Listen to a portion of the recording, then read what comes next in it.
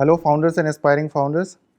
Welcome to the new episode of Investor Series at Startup Studio. Anybody can build.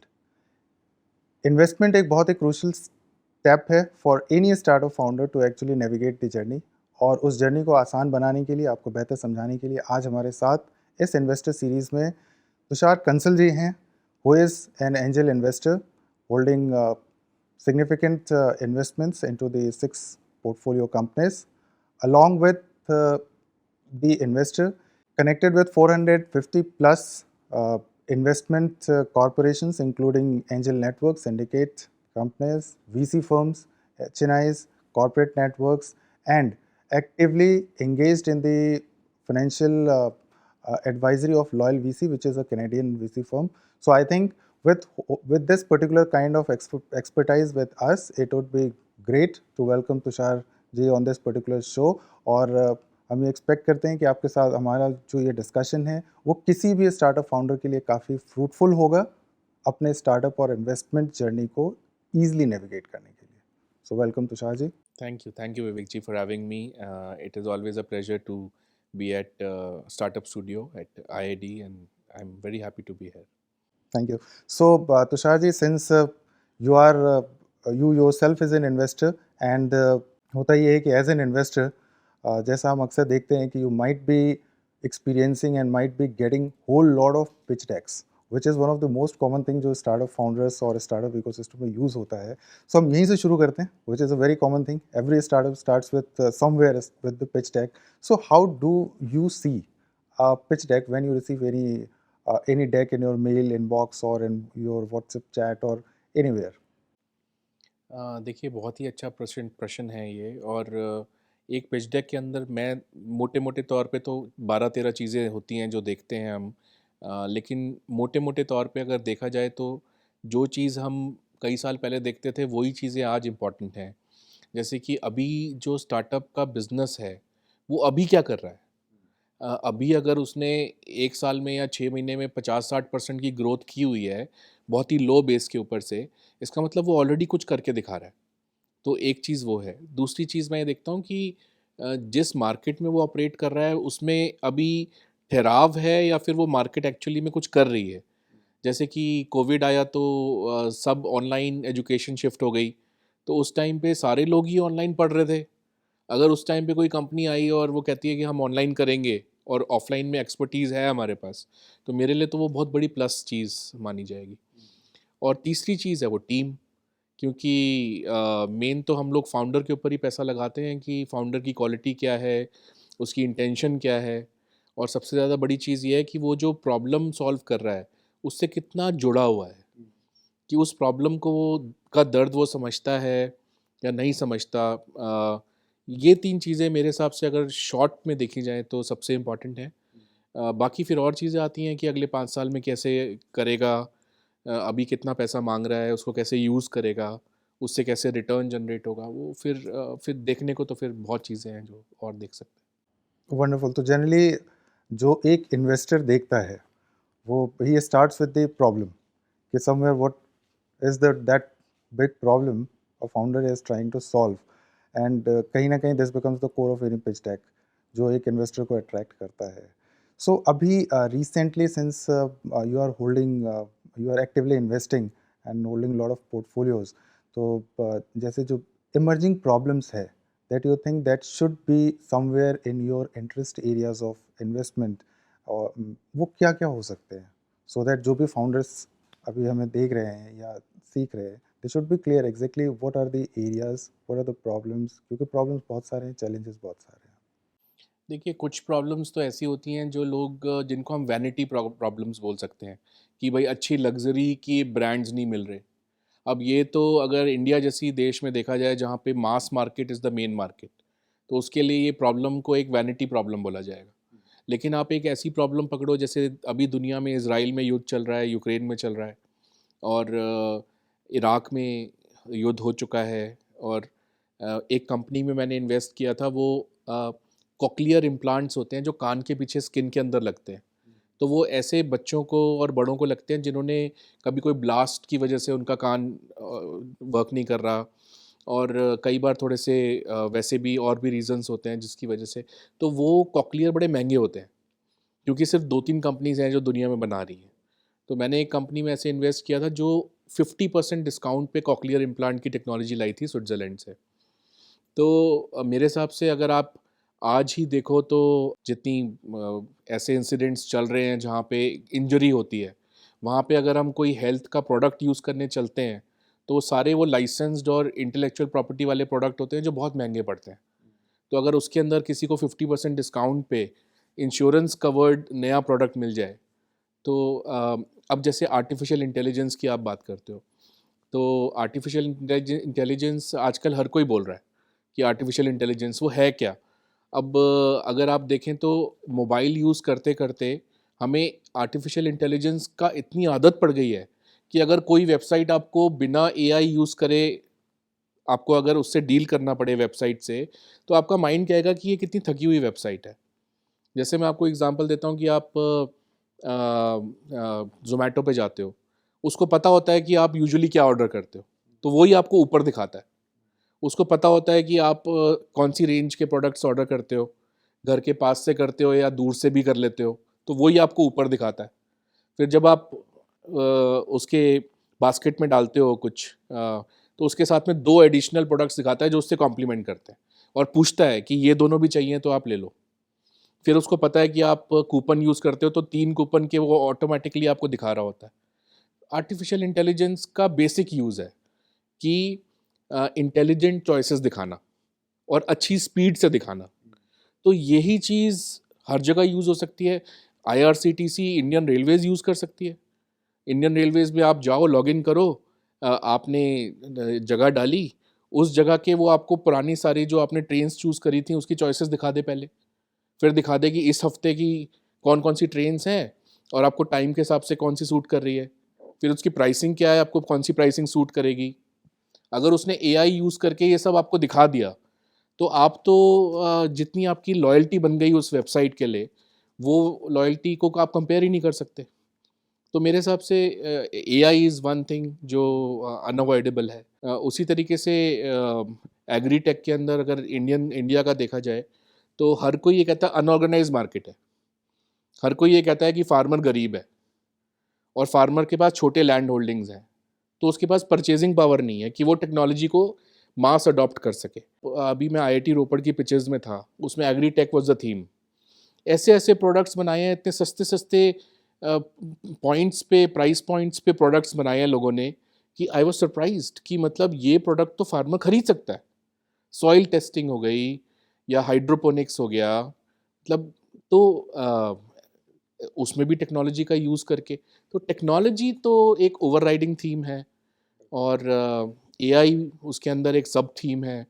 और since आजकल हर कोई 10 घंटे mobile के ऊपर बैठा हुआ है, स्मार्टफ़ोन के ऊपर, तो कोई भी ऐसा प्लेटफ़ॉर्म जो स्मार्टफ़ोन को यूज़ करके कस्टमर तक रीच आउट कर रहा हो, वो मेरे लिए एक बहुत बड़ा कंज़्यूमर थीम है।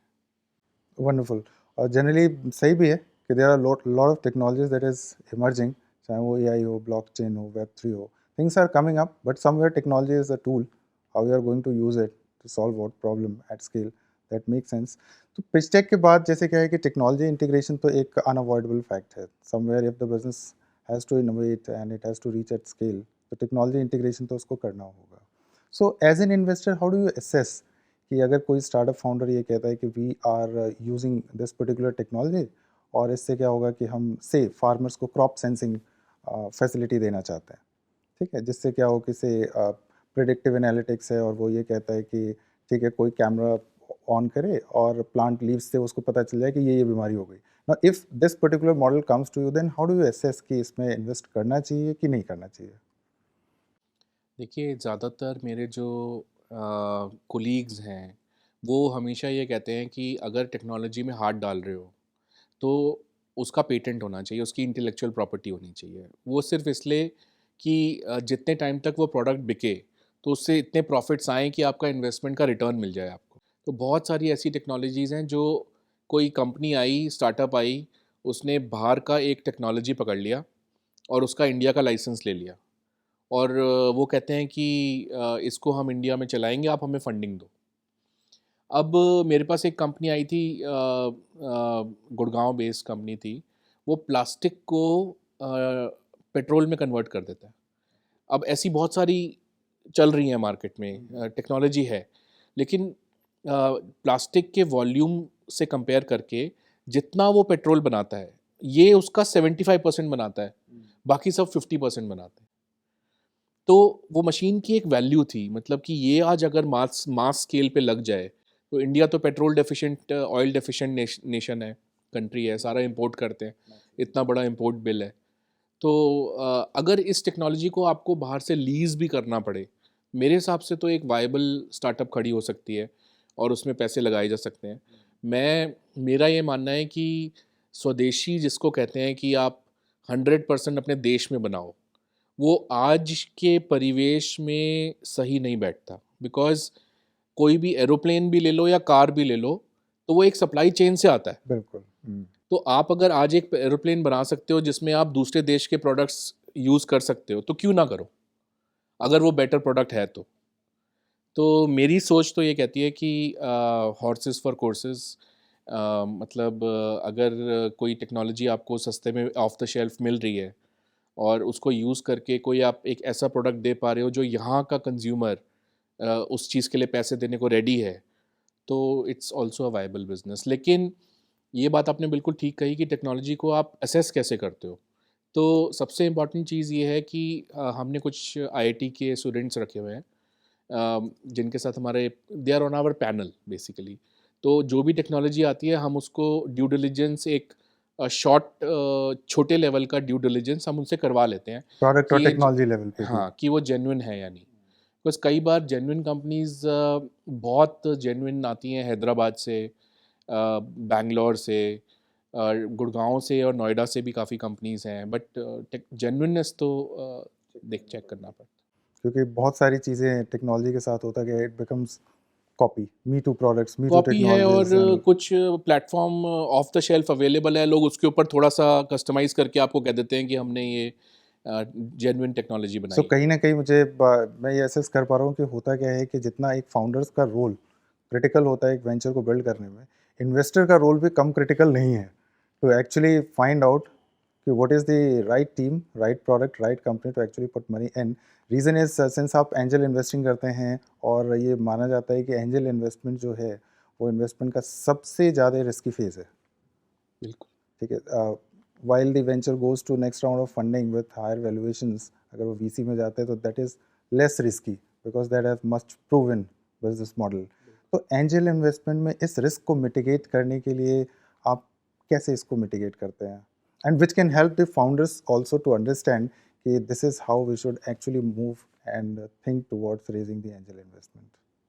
देखिए, आप मतलब वो जिसे कहते हैं ना कि आप ट्रस्ट करो बट वेरीफाई करो। तो आप शुरू में छोटा पैसा डालो, पुट इन स्मॉल मनी, और एक ग्रुप बना के डालो, ग्रुप ऑफ एंजल्स बना के। हाँ, एक सिंडिकेट, एक कंसोर्शियम बना के डालो। और अगर आपको दिखे कि हाँ ये लोग ठीक काम कर रहे हैं, तो फिर नेक्स्ट राउंड में थोड़ा ज़्यादा डालो।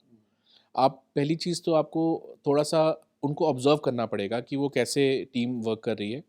और दूसरी चीज़ ये है कि लीगली आपको जो क्लॉजेज़ डालते हो आप अग्रीमेंट के अंदर, आजकल तो स्टार्टअप इंडिया की वेबसाइट पे जो सैम्पल अग्रीमेंट पड़ा हुआ है, अगर आप उसको देखो, वो इतना कॉम्प्रिहेंसिव अग्रीमेंट है, उसके अंदर तो क्लॉ बैक क्लॉज भी है कि अगर कल को फाउंडर जेन्युइन नहीं निकला, या उसमें कोई ट्रस्ट वाले इश्यूज निकले, या उसने कुछ कमिट किया है लेकिन वो पूरा नहीं किया, आप इक्विटी वापस ले सकते हो कोर्ट में जाके। अच्छा।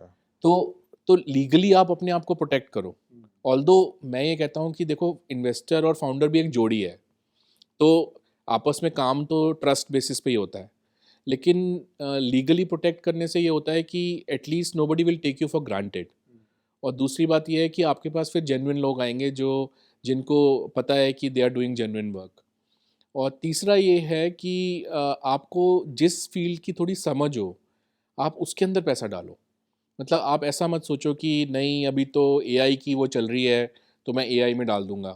भाई, अगर आपको कंज्यूमर की बहुत अच्छा एक्सपीरियंस है, आपको मार्केट की समझ है, तो आप कंज्यूमर में डालो, उसमें भी जेन्युइन बिजनेस बनेगा। अभी थर्ड वेव कॉफ़ी आई हुई है, कैफ़े कॉफ़ी डे थोड़ा डाउन चला गया है जब से उनके फाउंडर की डेथ हुई है। लेकिन देखो third wave is doing very well. तो अगर आप उसका बैकग्राउंड देखोगे तो कैफ़े कॉफ़ी डे की ही मैनेजमेंट टूट के और उन्होंने बनाई है और वो उसको करके चला रहे हैं। तो they are people of the trade, उस ट्रेड को समझते हैं। तो उसी तरह से इन्वेस्टर को भी he has to be a man of the trade. And how does a startup founder identifies कि whom to actually reach out, whom to pitch? Because that is also a problem. The reason is बहुत अक्सर होता क्या है कि generally कुछ platforms है जैसे लिंक्डइन है, ट्विटर है, तो स्टार्टअप फाउंडर्स यूजुअली ये सब काफ़ी प्रमोटेड हैं, दे बिल्ड द प्रोफाइल्स और होता क्या है कि बहुत सारे एक पिच डेक बनाया and start reaching cold mailing, cold communication to angel investors, जो भी इन्वेस्टर प्रोफाइल है, हाउ शुड दे असेस कि this is a person whom I should actually send out my initial communication while I am looking to raise fund? तो ये वो कैसे assess करें? देखिए ये क्वेश्चन बहुत ही अच्छा क्वेश्चन है आपका, बिकॉज ज़्यादातर ये लोग ये सोचते हैं कि the money does not have any colour. मतलब पैसा आ रहा है तो भाई जिससे भी ले लो, बट ये एक्चुअली सही नहीं है। आपको तीन चीज़ें होती हैं जो एक इन्वेस्टर टेबल पे ला सकता है। तो एक तो कैपिटल है जो पैसा ला रहा है, दूसरा है रिलेशनशिप। हो सकता है वो आपके लिए बिजनेस ले आए, या आपको अगर बिजनेस साइड में नहीं तो फ्यूचर में और इन्वेस्टमेंट चाहिए तो अपने नेटवर्क से ला के दे दे। तो एक वो अपना नेटवर्क आपके लिए खोल सकता है। और तीसरा होता है मैनेजमेंट नो हाउ, कि आप एक रिटेल कंपनी बनाने चले और आपके पास एक रिलायंस रिटेल का सीनियर आदमी है, उसने पैसे डाल दिए। उसके पास जो नॉलेज है उससे आप कितनी गलतियां करने से बचोगे। आपको पता है वेयर हाउस कहाँ खोलना है, किस रेट पे खोलना है, मेरे को कौन से मॉल में जगह लेनी चाहिए, उस पर कितना किराया देना चाहिए, उससे ज़्यादा नहीं देना चाहिए, मेरे को कितने टाइम का लीज साइन करना चाहिए। और अच्छा, फिर ये सब चीज़ें करने के लिए रिलेशनशिप्स, डिस्ट्रीब्यूटर रिलेशनशिप्स, टेक्नोलॉजी के लोगों को किस रेट पे पकड़ना है आपको। तो ये सारी चीज़ें एक मेंटर कह लो या एक इन्वेस्टर भी खोल सकता है। इन्वेस्टर को जब आप रीच आउट करते हो तो आपको ये समझना पड़ेगा कि वो 3 साल से 5 साल के लिए पैसा डाल रहा है आपकी कंपनी में, तो वो एक पार्टनर बन के आ रहा है। और अगर फॉरेन है तो फॉरेन वाले तो और लंबा डालते हैं, 8 साल 10 साल। इंडिया थोड़ा सा कम टाइम के लिए डालते हैं। तो अगर वो पार्टनर बन के आ रहा है तो वो आप कोल्ड कॉलिंग करके उसको अगर एक्सेस करोगे तो वो क्या सोचेगा कि आपकी क्या सीरियसनेस है उसको लेके। तो बेस्ट यही होता है कि जो इन्वेस्टर ने कंपनीज में इन्वेस्ट किया होता है उसके फाउंडर्स के से आप रीच आउट करो और उनको बोलो मुझे एक रेफरेंस दे दे इन्वेस्टर से मिलवाने के लिए, बिकॉज वो फाउंडर रेफरेंस दे रहा है इसलिए इन्वेस्टर उसको सबसे सीरियसली लेता Warm intros. है। राइट, वार्म इंट्रोस से काम होता है उससे। क्योंकि कहीं ना कहीं this is a very strong alignment. Rightly आपने सही बात कही कि सिर्फ कैपिटल इज इम्पॉर्टेंट नहीं है, whole lot of other factors are there to take the company to the next stage, जिस भी स्टेज पे हो। अब यहाँ पे जैसे एक जेन्युइन इश्यूज जो हम लोग फेस करते हैं, since lot of founders they raise this particular thing कि they say we are looking to raise 1 CR, 1.5 CR or 2 CR into the early stage, जहाँ पे उनका भी MVP या अर्ली लेवल ऑफ ट्रैक्शन या वैलिडेशन पे है। तो वहाँ पे हाउ दे शुड एसेस कि मुझे कितना आस्क होना चाहिए, and is there any uniformity और ये जेनरिक है? देखिए उसके लिए तो आप थोड़ा फाइनेंशियल मॉडलिंग या आपको आनी चाहिए, नहीं तो अपनी टीम में कोई फाइनेंशियल मॉडलर रखिए या फिर किसी कंपनीज़ को अप्रोच करिए जो बनाएंगे। तो जो 5 साल के प्रोजेक्शंस वाला मॉडल बनता है वो आपस में सारी शीट्स इंटरलिंक्ड होती हैं। तो उसमें सेंसिटिविटी भी होती है कि अगर ये कल को बिज़नेस 50% गिर गया तो जितना मेरे को पैसा उठाना था उससे मुझे अब कितना ज़्यादा उठाना पड़ेगा।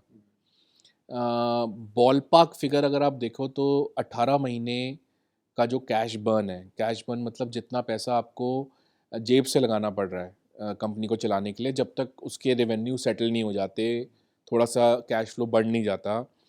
तो 18 महीने का जो आपका रनवे है, कैश बर्न है, उतना पैसा आपको अभी के राउंड में रेस कर लेना चाहिए। क्योंकि क्योंकि फंड रेज करने में भी आप अगर सिर्फ 2 महीने रखेंगे अपने पास कि मैं तो 2 महीने के अंदर करना है नहीं तो कंपनी बंद हो जाएगी, तो वो 2 महीने में आपको क्या है कि इन्वेस्टर के आगे दबना पड़ेगा, वैल्यूएशन पे दबना पड़ेगा। तो आपको अपने आप को टाइम देना है कि मैं बिजनेस में टाइम लगाऊं, सिर्फ फंड रेजिंग में नहीं लगाऊं। तो आप 18 महीने का रनवे लेके उठाइए पैसे को, और उसकी जो एस्टिमेशन होती है वो नेचुरली एक स्टार्टअप और दूसरी स्टार्टअप में कंपैरिजन नहीं कर सकते, लेकिन अगर एमवीपी बन रहा है किसी कंपनी का और वो टेक्नोलॉजी का एमवीपी है, तो जो टेक्नोलॉजी के लोग हैं वो आपको एक ब्रॉड आइडिया दे देते हैं कि इसको बनाने में कितने पैसे लगेंगे। मेरे हिसाब से अगर कोई ऐप है तो नेचुरली दो ऐप भी सेम नहीं होती, बट अमाउंट जैसे आपने 1 से 2 करोड़ बताया, तो that should be sufficient for the first phase. जहाँ पे एटलीस्ट वो प्रोडक्ट को प्रोडक्टाइज करके और ट्रैक्शन तक शक्ल जा निकाल पाए, सके। शक्ल निकाल पाए। अच्छा, इसमें जब वो फंड रेज करते हैं तो जनरली क्या होता है कि there are whole lot of financial instruments that is available to the founders, but usually क्या होता है कि इक्विटी इन्वेस्टमेंट एक ऐसा टर्म है जो शायद सबसे ज़्यादा जेनरिक है and everybody is use to it. तो जनरली इक्विटी है, डेट है, अदर फॉर्म्स ऑफ इंस्ट्रूमेंट्स है, जैसे आजकल रेकरिंग रेवेन्यू पे भी फंड रेजिंग हो रही है। So there are different I think instruments that is available. तो अगर आप कुछ थोड़ा सा बता पाए फॉर ऑल दोज फाउंडर्स, क्योंकि जनरली क्या होता है कि जो फाउंडिंग टीम होती है, दे नेसेसरली उनके पास क्या होता है, ज़रूरी नहीं है कि उनके पास कोई फाइनेंस, स्टार्टअप फाइनेंस को समझने वाला है, इन्वेस्टमेंट को समझने वाला कोर टीम में हो। तो कहीं ना कहीं क्या होता है, they get into a lot of mess. So since they would be raising somewhere down the line, so it would be great अगर आप थोड़ा सा ब्रीफ कर पाए ऑन ऑल दिस इंस्ट्रूमेंट्स। सो एक तो हो गया कि आप डायरेक्टली कंपनी की एक वैल्यू लगा लो। सपोज़ आपका 1 करोड़ टर्नओवर है, आपने कंपनी की 10 करोड़ वैल्यू लगा ली, तो आपने शुरू में 20% इक्विटी दे दी और 2 करोड़ ले लिए। अब क्या होता है कि कई बार रेवेन्यू होता ही नहीं है, प्रोडक्ट बन रहा होता है, लेकिन प्रोडक्ट ओपन एआई टाइप का प्रोडक्ट है, इतना प्रॉमिसिंग है कि इन्वेस्टर इज़ अवेलेबल, और आपका सिंस बहुत प्रॉमिसिंग प्लेटफॉर्म बना रहे हो तो पैसा भी ज़्यादा चाहिए। तो उस केस में कन्वर्टेबल इंस्ट्रूमेंट हम यूज़ करते हैं। उसमें क्या होता है कि पैसा तो अभी आ जाता है, लेकिन उस पैसे के अगेंस्ट कितनी शेयर्स देने पड़ेंगे वो कंपनी की परफॉर्मेंस के ऊपर बाद में डिसाइड होता है। एक रेंज बन जाती है एग्रीमेंट के अंदर। तीसरा, आप आजकल ऑप्शंस जैसे आपने बताई, रेवेन्यू बेस्ड फाइनेंसिंग एक ऑप्शन अवेलेबल है खासकर कंज्यूमर कंपनीज़ के लिए। उसमें यह है कि सपोज़ आप ऑनलाइन कुछ बेच रहे हैं, अब आपका जो रेवेन्यू है वो पेमेंट गेटवे से आ रहा है, तो अगर आप बैंक के पास जाओगे तो बैंक कहेगा कि मुझे रियल एस्टेट दो, मुझे कोई प्रॉपर्टी दो, तब मैं लोन दूंगा। अब वो आपके पास है नहीं, एज अ स्टार्टअप फाउंडर आपके पास ज़रूरी नहीं है कि प्रॉपर्टी हो, तो आप रेवेन्यू बेस्ड फाइनेंसिंग ले लेते हो। तो वो क्या करता है कि आपको 1 साल का लोन दे देता है, और जो उसका इंटरेस्ट काटना होता है लोन का वो शुरू में ही काट लेता है पूरे साल का, और बाकी पैसे आपको दे देता है। अब उसका जो प्रिंसिपल वापस उसको लेना है, वो पेमेंट गेटवे में ही एक एस्क्रो अकाउंट लगा देता है। पहला उसका प्रिंसिपल वापस होता है हर महीने, फिर आपकी बाकी पैसे रेवेन्यू में आते हैं ऑफ कंपनी में। तो वो रेवेन्यू बेस्ड फाइनेंसिंग हो गई। उसी तरह से आजकल एक और फाइनेंसिंग चली हुई है, वो ये है कि सपोज़ आप कंज्यूमर कंपनी हो, तो जितना आपका रेवेन्यू है उसका 35% वो आपको अनसिक्योर्ड लोन दे देगा विदाउट एनी कोलेट्रल। लेकिन वो क्लॉजेज कुछ ऐसे साइन करवा लेगा आपसे कि कि मतलब आप उसको इंटरेस्ट रेट के अलावा भी कुछ एडिशनल रिटर्न दोगे बाद में। जैसे वेंचर डेट होता है, वेंचर डेट में क्या होता है कि अगेन आप कोई प्रॉपर्टी वगैरह नहीं देते उसको, वेंचर डेट कंपनी को, लेकिन इंटरेस्ट रेट के अलावा वो कहता है कि अगर आपके शेयर की वैल्यू बढ़ी तो मैं, मेरे पास कुछ वारंट्स हैं, मैं उसको शेयर में कन्वर्ट करके वहाँ से कुछ एडिशनल कमा लूँगा। तो अपने रिस्क को कवर करता है। तो ये ऑप्शंस हैं अवेलेबल, और अगर थोड़ा सा भी आपने 3 साल का पूरा कर लिया आईटीआर, इनकम टैक्स रिसीट, 3 साल आपने फाइल कर लिए, उसके बाद तो इंडिया में बैंकिंग चैनल ओपन हो जाता है। उसके बाद तो हर बैंक आपके पीछे है, आप ले लो। अगर लॉसेस हैं तो प्रॉपर्टी कोलैटरल दे के ले लो, अगर प्रॉफिट्स हैं तो आप अनसिक्योर्ड ले लो, और अगर आप प्रॉपर्टी देते हो कोलैटरल तो आपका इंटरेस्ट रेट 10 से 12% पड़ता है, कई केसेस में 9.5% भी पड़ जाता है। डिपेंड करता है आपके कोलैटरल कितना अच्छा क्वालिटी का है। और अगर अनसिक्योर्ड ले रहे हो जिसमें आप बैंक का रिस्क कवर नहीं कर रहे, उसमें फिर 14, 15, 16% वो ज़्यादा पड़ता है, 18% तक भी। सो जनरली होता क्या है कि these are the good things. At least पता होना चाहिए कि इक्विटी ही सिर्फ एक ऑप्शन नहीं है, there can be various ways. मगर ये डेफिनेटली एक रिस्की जर्नी है for the investor also, for the founder also.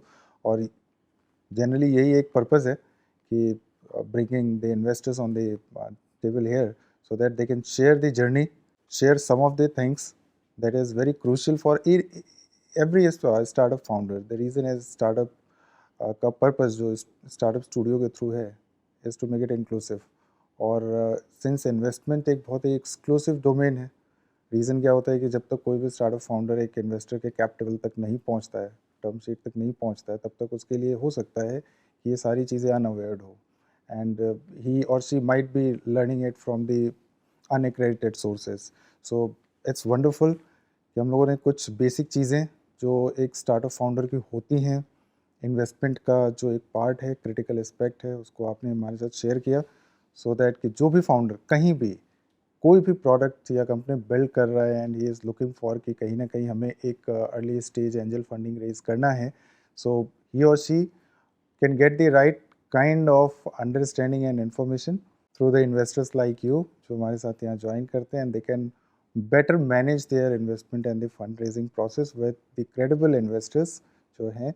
Reason is this is also I think very much important, जो आप अग्री करेंगे कि सिर्फ इन्वेस्टर और सिर्फ स्टार्टअप फाउंडर होना इम्पॉर्टेंट नहीं है, एक क्रेडिबल फाउंडर और एक अच्छा इन्वेस्टर होना भी ज़रूरी है, ताकि वो एक रिलेशनशिप एक दुनिया को एक नया एक बेहतरीन प्रोडक्ट दे पाए.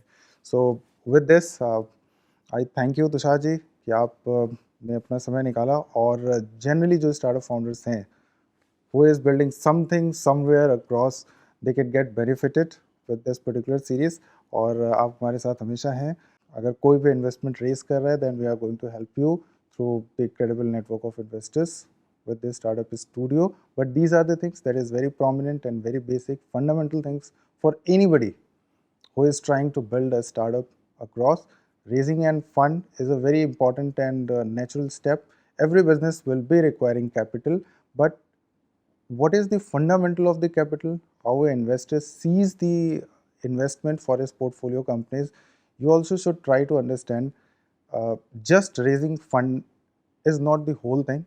Understanding holistically is more important to make the relationship successful and moving together towards the bigger purpose. So thank you Tushar ji for this particular show, and we hope so कि आप सबको कुछ इंटरेस्टिंग इंसाइट्स इन्वेस्टमेंट और angel investing के आज तुषार जी के साथ यहाँ पे मिले होंगे. बाकी we are looking forward to all the aspiring founders who are building interesting globally competitive products at the startup studio for the support. Thank you.